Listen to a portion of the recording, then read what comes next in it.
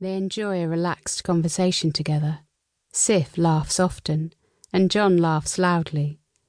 Something which attracts disapproving looks from others. Can't they be like the majority of people, quiet and reserved?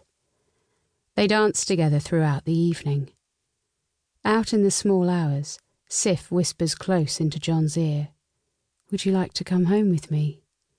For John, it's a bit of a shock, right in the middle of the dance. When the music stops, he makes his excuses and slips out to the gents, where he has a crazy discussion with himself. "I was only thinking about enjoying myself this evening. Now, what am I doing? I really like Sif. I so want to touch her beautiful body, whisper tender, loving words and make love to her madly and passionately all night," says infatuated John. "She's beautiful, of course. You must go home with her. What else, you idiot?" sings happy John. "I'm scared. I don't dare. A woman like that is not something for us," whispers little John. "You keep out of it. This has nothing to do with you. This is for grown-ups," says the infatuated one. "But listen, I don't dare."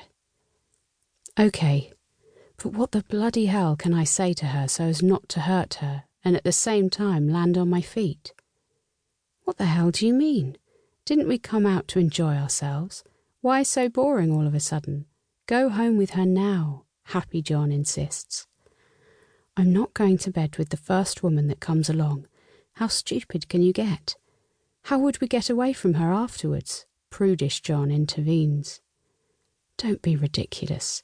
Who said we have to stay with her for the rest of our lives just because she's willing tonight? And anyway, you can cross that bridge when you come to it," happy John continues. "So what should I do?" "Go home with her now. Some intimate contact and sex tonight will do you good. You obviously do her good too. And you want to, don't you? Why else would you be in such a pickle? If you didn't want to, you'd be able to make a decision in no time. Follow your desires," John's inner wisdom suggests. Love comes surging up inside him. "I can behave well, can't I, even if I do follow my desires? Let's do it," trills happy John cheerfully. "Damn it all, she tricked me," prudish John's half-strangled inner voice complains. Determined, John vacates the gents to find Sif waiting by their table. He bends down, puts an arm around her and gives her a tender hug. With his mouth against her right ear, he whispers, "Shall we go then, beautiful?" Sif, meanwhile, has been sitting in inner tumult over John's behaviour, because, of course, she noticed his reaction. She feels angry, rejected and hurt. From her point of view, her fun evening, for the first time in a very long time, has led her on to wanting to take a man home to bed with her, and then this coward, she nevertheless giggles over the apt description, immediately runs and hides in the toilet. Now, though, awakened by his warm touch, and finally hearing his words after a kind of delay, she breaks into one of her most blinding smiles, the warm radiance of which, reaching her eyes, makes her look dazzling.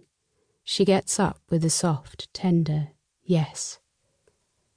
They leave the restaurant in high spirits, with many a scandalised eye following their departure.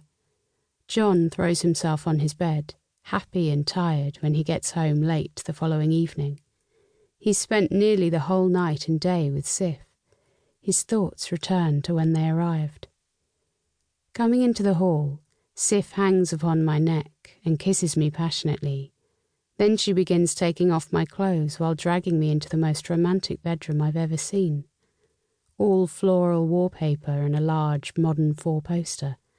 Everything is green and white, with soft, subtle lighting.